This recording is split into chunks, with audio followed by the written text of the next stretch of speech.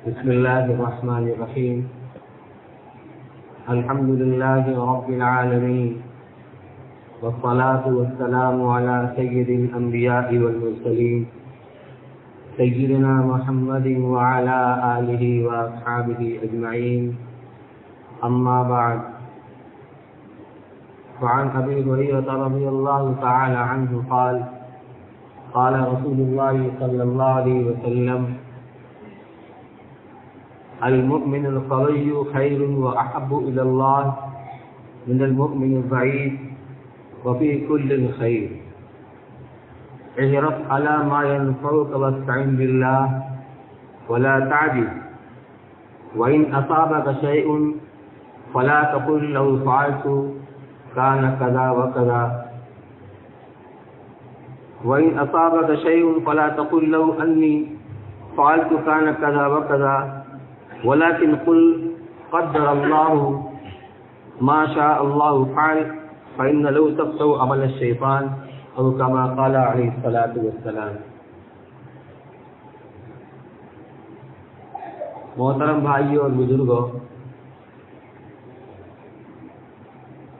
اس حدیث کی روشنی میں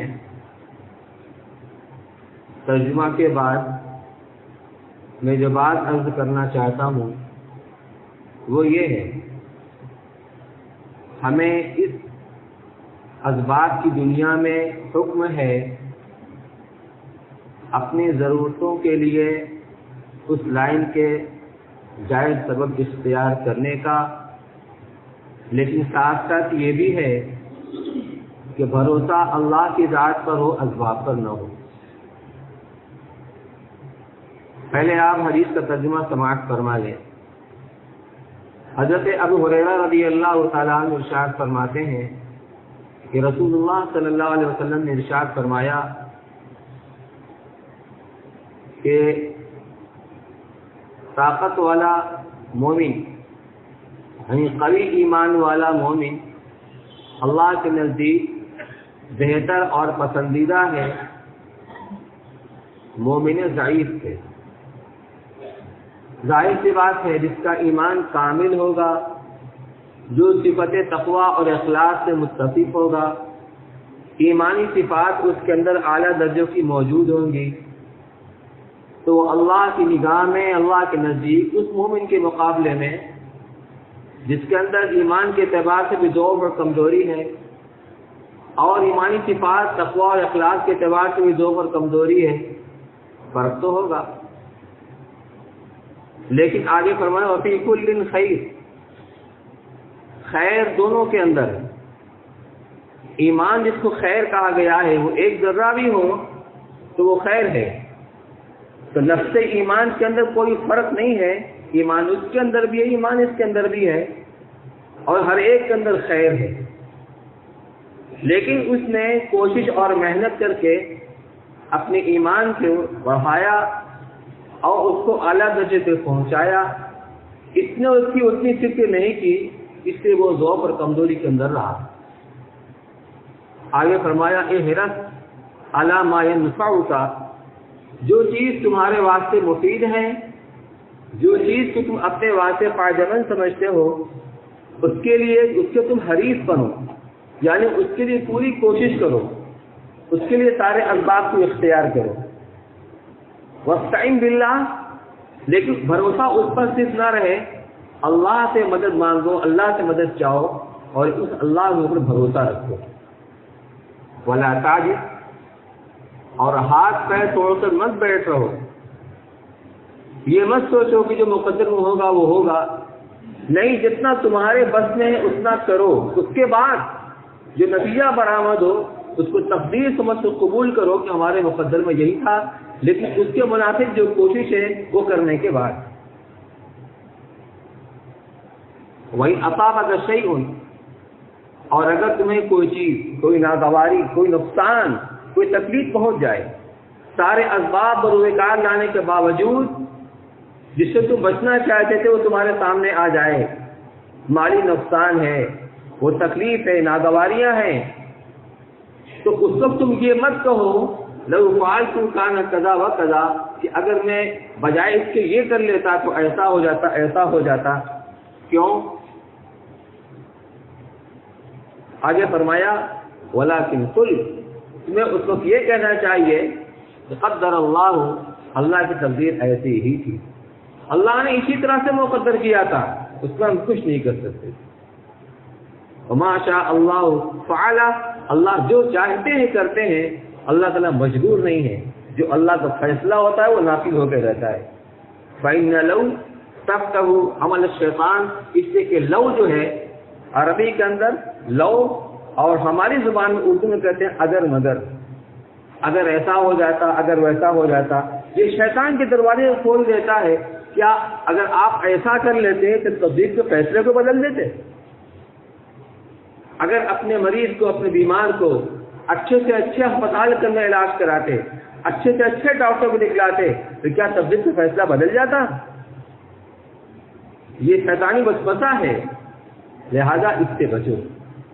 میں عرض کرنا چاہتا ہوں کہ انسان اپنی زندگی میں، اپنے کاروبار کے اندر، اپنے مسائل کے اندر کبھی اپنے نشانہ اور مقصد کو، ہدف کو حاصل کرنے کے لیے ایک کوشش کرتا ہے، جدوجہد کرتا ہے، اور اس جدوجہد کے نتیجے میں کبھی اس کا مقصد حاصل ہو جاتا ہے اور کبھی حاصل نہیں ہوتا. تو سبب اختیار کرنا ہم اس کے مکلف ہیں، لیکن نتیجہ ہمارے اختیار میں نہیں ہے، نتیجہ اللہ کے ہاتھ میں. تو سبب اختیار کرنے کے بعد بھروسہ اللہ کی ذات پر ہونا چاہیے. بسا اوقات کوئی چیز ہم اپنے واسطے نقصان دہ سمجھتے ہیں، اس سے شر کا پہلو ہم سمجھتے ہیں، لیکن اس کے پیچھے خیر چھپی ہوتی ہے جو اللہ جانتے ہیں، ہم نہیں جانتے. مجھے یاد آیا حضرت مولانا پیر ذوالفقار صاحب دامت برکاتہم نے، ان کے بیانات کا ایک مجموعہ کئی جلدوں کے اندر شائع ہوا ہے. اس میں انہیں ایک واقعہ لکھا ہے کہ انہی سے متعلق، ان کے متعلقین میں کوئی صاحب تھے جو کسی بڑی کمپنی کے اندر ملازمت کرتے تھے. تو اچانک ان کو ان کے باس کی طرف سے یہ آرڈر ہوا، حکم ہوا کہ آپ ابھی فلائٹ پکڑیے اور فلاں شہر میں پہنچ جائیے، وہاں ایک کاروباری اہم میٹنگ ہو رہی ہے، اس کو اٹینڈ کرنا ہے. چنانچہ یہ فوراً انہوں نے سفر کی تیاری کی اور ایئرپورٹ آئے اور اس جہاز کو پکڑنے کے لیے جتنا جلدی اجرت کر سکے وہ سب کچھ کیا. اور جب اس کاؤنٹر پر گئے تو کاؤنٹر کلرک نے کہا جہاز کو ٹیک آف کر رہا ہے، وہ دیکھیے جہاز ٹیک آف کر رہا ہے، اڑنے کے لیے پرواز بھر رہا ہے، پر دوڑ رہا ہے. یہ بہت پچھتا ہے، بہت پریشان میں کہا یہ کیا ہو گیا، کیونکہ بہت بڑا نقصان ہو سکتا تھا. یہ اسی مایوسی اور پریشانی کے عالم میں وہیں پر بیٹھ گئے اور اپنا ماتھا پیٹ رہے تھے. کچھ دیر کے بعد یہ خبر آئی وہ جہاز جو اڑا ہے تو فضا کے اندر وہ کریش ہو گیا اور ایک مسافر بھی نہیں بچے، سب کی سب ہلاک ہو گئے. کہاں تو وہ پریشان ہو رہے تھے، کہاں وہ اپنا ماتھا پیٹ رہے تھے اور افسوس کا اظہار کر رہے تھے. جب یہ خبر سنی تو ان کا دل ہی جانتا ہے کہ انہیں کتنا اللہ کا شکر ادا کیا ہوگا کہ اگر میں بھی اسی جہاز کے اندر ہوتا تو میرا بھی یہ انجام ہو جاتا. اللہ کو بچانا تھا، اس کا ایک ذریعہ بنایا. تو وہ چیز جو سامنے کا پہلو تھا بظاہر اس کے اندر شر تھا، برائی تھی، خرابی تھی، لیکن اس کے پیچھے جو خیر چھپا ہوا تھا وہ بندے کو نظر نہیں آتا، وہ تو اللہ جانتے.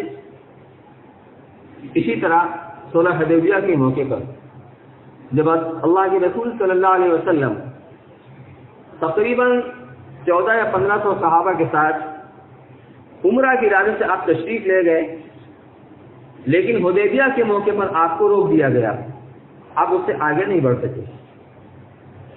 اس درمیان میں مکہ والوں سے راستے برابر گفتگو کی سلسلہ جاری رہا، ادھر سے لوگ آتے رہے، ادھر سے لوگ جاتے رہے، لیکن بات بنتی نظر نہیں آئی.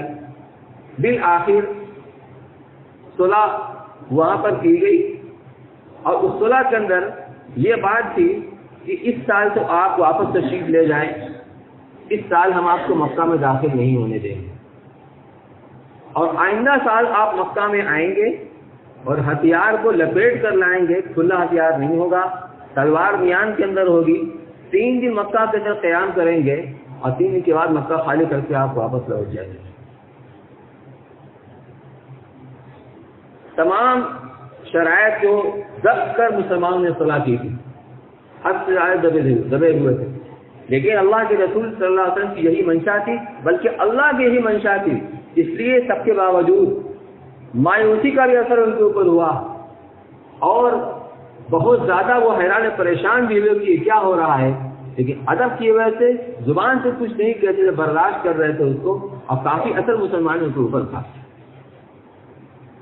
جب سورہ لکھا جا رہا تھا تو اللہ کے رسول صلی اللہ علیہ وسلم نے حضرت علی رضی اللہ عنہ کو حکم دیا کہ لکھو حاجہ ما قاد رسول اللہ، فوراً اس طرف کے نمائندہ سے عمرو بن سہیل ابن عمرو، وہ فوراً اعتراض کیا، ٹوک دیا کہ آپ رسول اللہ مت لکھوائیے، کیونکہ اسی پر تو ہمارا آپ کا اختلاف و جھگڑا ہو رہا ہے، ہم اللہ کے رسول آپ کو نہیں مانتے۔ تو آپ نے فرمایا کہ تم مانو چاہے مت مانو، میں اللہ کا رسول ہوں۔ اچھا چلو لکھو وہی محمد ابن عبداللہ۔ پھر کہا بسم اللہ الرحمن الرحیم کا نا، ہم اسے بھی نہیں مانتے، ہمارے یہاں جہاں جو طریقہ رائج ہے بیس بک اللہ وہی لکھوائیے، ہم اس کو بھی نہیں مانتے۔ چلو بھائی آپ نے اس کو بھی تسلیم کر لیا، گوارا چل لی۔ اس کے بعد لکھا گیا 10 سال تک، آئندہ 10 سال تک مکہ والوں کے درمیان میں یا مسلمانوں کے درمیان میں کوئی جنگ نہیں ہوگی، ناجنگ کا معاہدہ وہاں پر لکھا گیا۔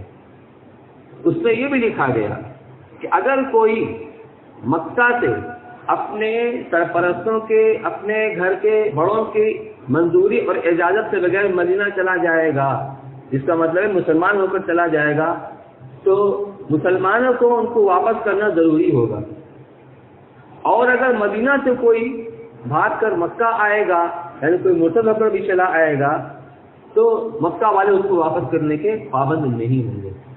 اتنی دب کر صلح کی گئی۔ اس درمیان میں انہیں سہیل ابن عمرو کے، جو اس وقت مسلمان نہیں تھے، فتح مکہ میں مسلمان ہوئے،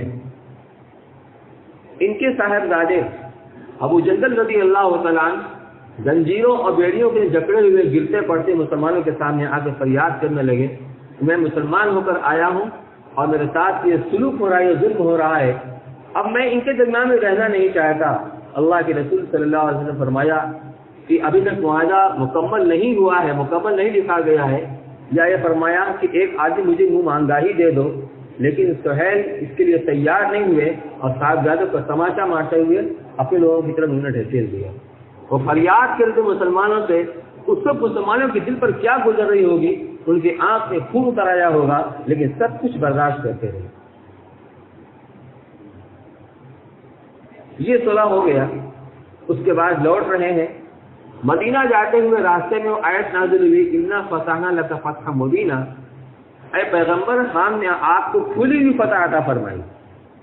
اب آپ غور کیجئے، بظاہر مسلمان دب کر صلح کر رہے ہیں، مسلمان دبنے والے نہیں تھے، یہ وہ مسلمان تھے جو بدر کے معرکہ میں نہتے 313 1000 مسلح کے اوپر غالب ہوئے تھے، وہ کیا دبتے کو خاطر میں لاتے، وہ تو مارنے مرنے کے لیے تیار ہوئے تھے، بلکہ آپ نے تو حضرت عثمان رضی اللہ عنہ کو جب مکہ بھیجا گیا تھا اور خبر یہ ہوئی تھی ان کو قتل کر دیا گیا ہے، تو آپ نے ان کا انتقام لینے کو بیعت دی تھی، جس کو بیعت رضوان تعبیر کیا جاتا ہے کہ عثمان کے خون کا انتقام لیں گے جب تک ہمارے جسم کے اندر خون باقی ہے۔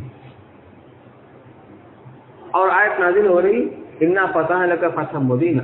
حضرت عمر رضی اللہ تعالیٰ نے کس جگرے سے برداشت کیا ہے، کہا اب فتح ذالک یا رسول اللہ، اے اللہ کے رسول یہی پتہ ہے، خالی ہاتھ جا رہے ہیں، عمرہ بھی نہیں کر سکے۔ فرمایا ای واللہ عمر خدا کی قسم یہی پتہ ہے، لیکن اللہ تعالیٰ، اللہ تو اللہ ہے، آئندہ کیا ہونے والا ہے اللہ کو خبر ہے، لوگ نہیں جانتے۔ پھر کیا ہوا، اس سے پہلے مسلمان ہر وقت ہتھیار سے لیس رہا کرتے تھے، کب دشمنوں کا حملہ ہو جائے، کب یہ ہو جائے، کب وہ ہو جائے، ہر وقت تقاضے رہا کرتے تھے۔ اس صلح کے بعد مسلمان اب مکہ والوں سے مطمئن ہو گئے۔ مطمئن ہونے کے بعد حضور اکرم صلی اللہ علیہ وسلم نے کم و بیش 250 خطوط لکھے ہیں اندرون عرب اور بیرون عرب بادشاہوں اور قبائل کے سرداروں کے نام۔ تو اس سے یہ ہوا کہ اسلام کا تعارف ہوا، چاروں طرف اسلام کا تعارف ہو گیا، اور بادشاہوں نے مختلف اپنے تاثرات پیش کیے، کسی نے مخالفت کی، کسی نے اکرام و احترام کیا، یہ سب کچھ ہوا۔ پھر اللہ کے رسول صلی اللہ علیہ وسلم کو دوسری طرف توجہ ہونے کا موقع ملا۔ مدینہ آپ صلح سے فارغ ہونے کے بعد پہنچے ہیں کہ ایک صحابی حضرت ابو بکر رضی اللہ تعالیٰ مکہ والوں کی قید سے چھوٹ کر کے مدینہ پہنچے۔ ان کے پیچھے مکہ والے نے 2 آدمی کو بھیجا کہ ان کو بلا کر لایا جائے۔ جب وہ لوگ پہنچے تو حضور صلی اللہ علیہ وسلم نے ان سے کہا کہ ابو بصیر، ہم چونکہ معاہدہ کر چکے ہیں اور ہم معاہدے کی خلاف ورزی نہیں کر سکتے، اس سے تم واپس چلے جاؤ، اللہ تعالیٰ تمہارے واسطے کوئی راستہ نکالیں گے۔ تم جیسے جتنے مسلمان ہیں جو کمزور اور مجبور ہیں اور ان کے ظلم کو برداشت کر رہے ہیں، اللہ ان کے واسطے راستہ نکالیں گے۔ چنانچہ ان کے ساتھ ہی واپس آ گئے۔ راستے میں ذوالحلیفہ ایک جگہ ہے جہاں مدینہ منورہ سے احرام باندھا جاتا ہے مکہ مکرمہ آنے کے لیے، وہاں پر یہ 2 ساتھی اور یہ حضرت ابو بکر رضی اللہ تعالیٰ بیٹھ کر کھجوریں کھا رہے تھے۔ اسی درمیان میں انہوں نے ان دونوں میں سے ایک آدمی سے کہا، یار تمہاری تلوار تو بڑی نصیحت معلوم ہوتی ہے۔ اس نے کہا ہاں، اور میں کتنے بار اس کا تجربہ میں کر چکا ہوں۔ شیخی بات آدمی جلدی پھول جاتا ہے، کچرا دکھلاؤ گے کیسی ہے؟ کہاں دیکھو کہ تلوار ان کے ہاتھ میں دی، الٹ پلٹ کر دیکھ رہے تھے اور قبضہ پر ہاتھ جمایا، اس سے گردن اڑائی تلوار۔ دوسرے نے دیکھا تو فوراً بھاگا اور گرتا پڑتا وہ مدینہ پہنچا۔ پیچھے پیچھے یہ بھی پہنچے کہ اللہ کے رسول، آپ نے اپنا وعدہ پورا فرما دیا ہے اور ہم سے اور مشرکین سے کوئی معاہدہ نہیں ہوا ہے۔ آپ نے فرمایا لگتا کہ لڑائی بھڑکا کر رہے گا۔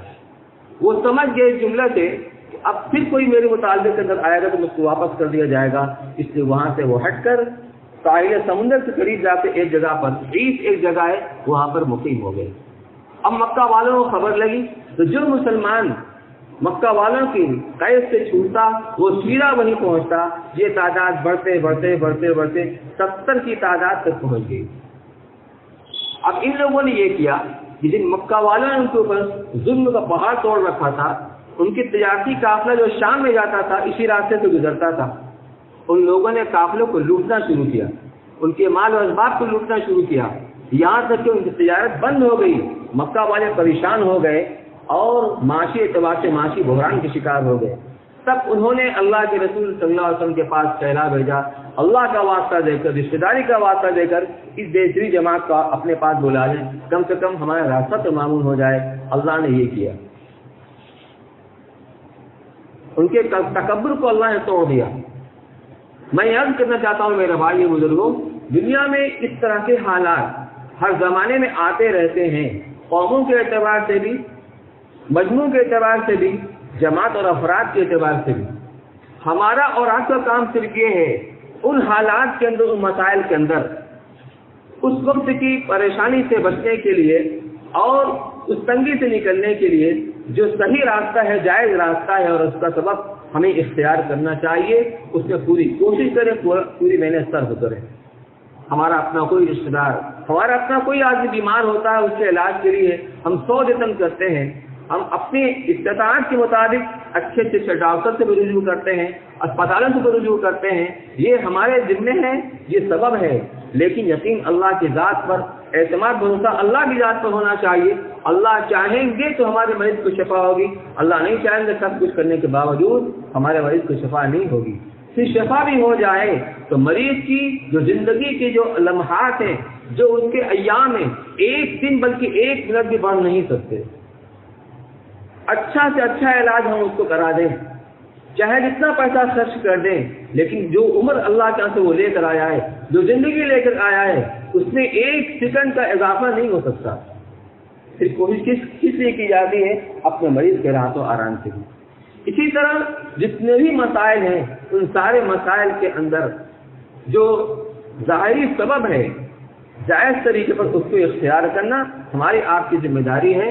اس کے ساتھ ساتھ دعاؤں کا اہتمام ہو۔ وَاسْتَعِنْ بِاللَّهِ، آپ نے فرمایا کہ اللہ کے اوپر بھروسہ رکھو، اللہ سے مدد چاہو، اللہ سے مدد مانگو، اللہ ہی کام کو آسان کریں گے۔ یہ حالات آتے رہتے ہیں اور آج بھی آ رہے ہیں، اس لیے ہم یہ نہ سوچیں کہ کوئی مسئلہ سامنے ایسا آ گیا جس میں بظاہر شر کا پہلو نظر آتا ہے، ہو سکتا ہے کہ اللہ نے اسی کے اندر خیر رکھا ہو جو ہماری نگاہ میں نہیں، جو ہم نہیں دیکھ سکتے ہیں، اللہ ہی کو بتائے۔ اس لیے چاہے اپنے انفرادی معاملات ہوں، اجتماعی معاملات ہوں، ملکی اعتبار سے، قومی اعتبار سے، لیکن ہمیں اپنی ذمہ داری ادا کرتے رہنا چاہیے۔ اپنی ذمہ داری سے ہم غافل نہ ہوں، دینی اعتبار سے بھی، دنیاوی اعتبار سے بھی، تمام ذمہ داری کو ادا کرنے کے ساتھ ساتھ اللہ تعالیٰ سے ہم دعائیں مانگیں، اس سے ہم اللہ کی مدد مانگیں اور اسی کتاب پر بھروسہ رکھیں۔ اللہ تعالیٰ اگر مسئلے کو حل کرنا چاہیں گے تو وہ بغیر سبب کے مسئلے کو حل کر سکتے ہیں۔ ہماری تھوڑی محنت اور ہمارے تھوڑی جدوجہد کو بہانہ بنا کر اللہ اپنا فیصلہ ظاہر کریں گے، اس کام کو آسان بنائیں گے۔ بس یہ چیز عرض کرنی ہے، اس یقین کے ساتھ کرنے والی ذات اللہ کی ہے، اور نتیجہ جو بھی سامنے آ جائے یہی مقدر ہے۔